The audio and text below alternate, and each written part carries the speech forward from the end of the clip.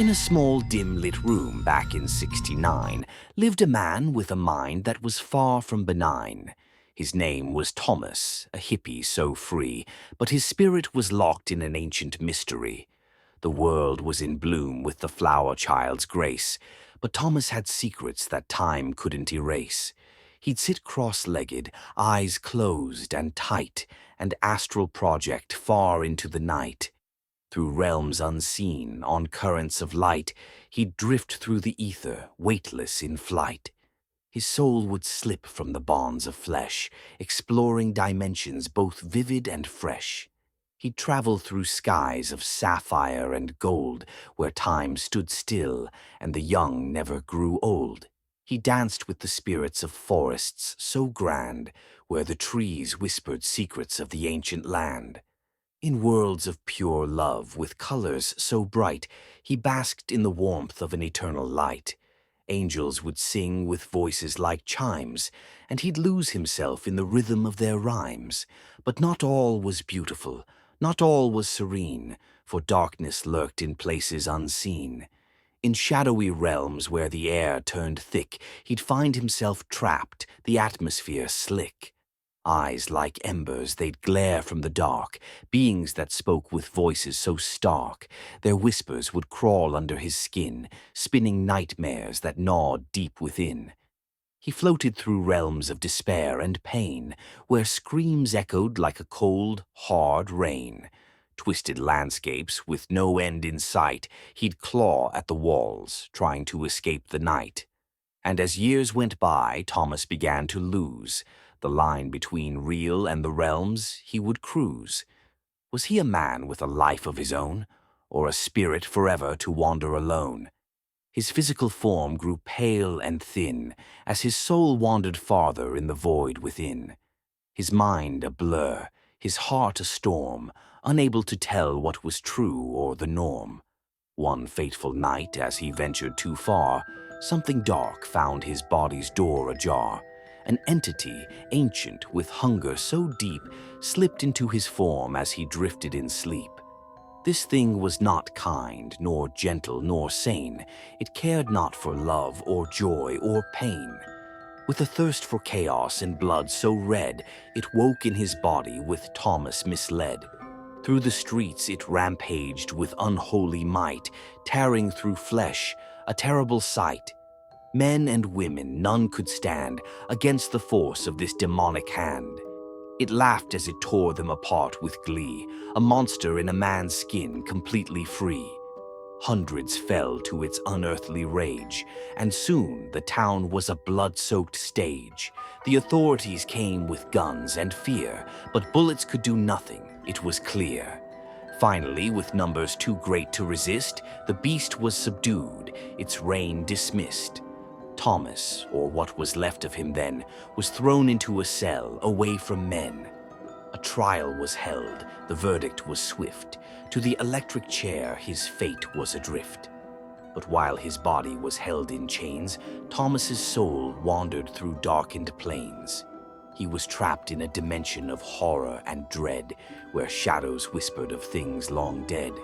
The skies were black with no stars to shine, and the ground was alive with roots that twine. Through forests of bones he would tread, with creatures that followed, their eyes full of dread. Rivers of blood, mountains of ash, everywhere he turned there was a monstrous clash.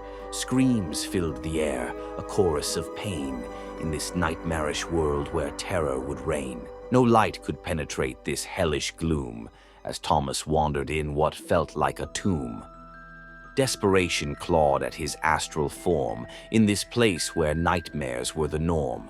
He tried to escape, to find his way back, but the doors to reality were under attack. Until one day, as the end drew near, he felt a pull, a force so clear. His soul was dragged through dimensions unknown, back to his body, where it was thrown. In that last moment, as the switch was flicked, his spirit rejoined, his mind conflicted. With eyes wide open, he saw the chair, the straps tight, the electric glare. A second to think, to understand, before the current surged through his hand, and as his body convulsed in the throes of death, Thomas's last thought, his final breath, was of the realms where he had soared, and the monster that his body had stored. The lights went out, the room went still, the life of Thomas ended at will. But somewhere in the shadows of a forgotten plain, his spirit still wanders, bound by chains. For once you've crossed that astral line, there's no going back, no more sunshine. In the endless dark, his soul remains, a prisoner of his own astral chains.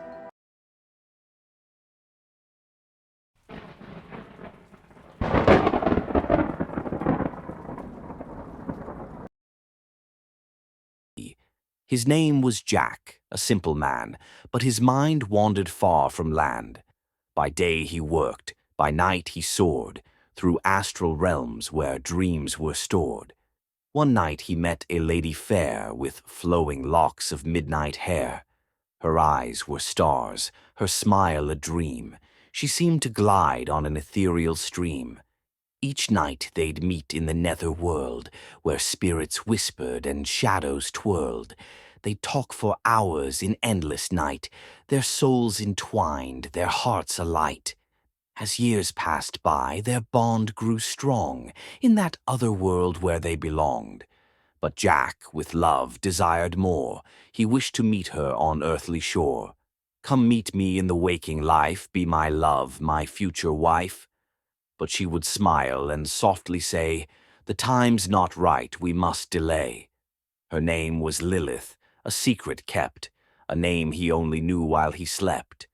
But Jack was stubborn, his heart aflame. He pressed and pushed, he'd not be tamed.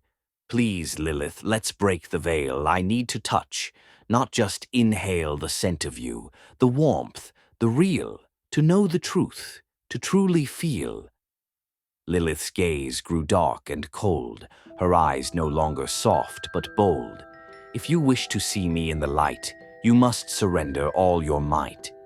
Your heart, your soul, your very core, give them to me, I'll ask no more."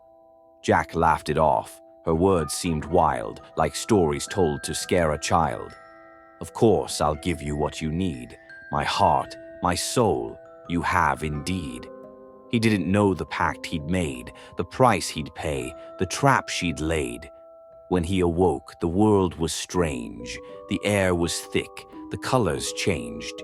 His body lay there, cold and still, but he was trapped against his will. He saw her then, not as before, but as a beast, a wretched core. Her beauty gone, her form grotesque, a nightmare spawned from hellish desk. Her skin was pale, her teeth like knives, her eyes were pits where no hope thrives. Her voice, once sweet, was now a rasp, a chilling sound, a deathly grasp. "You foolish man," she hissed with glee, "you gave your soul, now you're with me. For all of time you'll be my slave, your mind, your heart, your soul I crave." She bound him with a spectral chain, a shackle forged from endless pain. In her embrace his spirit broke. As he screamed, her laughter spoke. Each day she'd come with fiendish grin, to peel his soul, to scrape his skin. Her claws would tear his flesh apart, but never death would still his heart. She'd twist his form, contort his mind, in tortures dark of cruel design. She'd draw from him the screams of pain, and drink them up like sweet champagne. Her love was twisted, cold, and fierce, her touch like fire, sharp and fierce. She'd whisper lies into his ear, and feed upon his darkest fear. His body rotted, left behind, while in that world he lost his mind. His soul was trapped, no hope, no light, just endless days of cruel delight. She'd take his thoughts, his dreams, his hope, and twist them all into a rope that bound him tight. No chance to flee, in her cruel grip eternally. And so he screamed, and so he cried, but in that place his soul had died. No mercy there, no peace, no end, just her, his torturer, his only friend.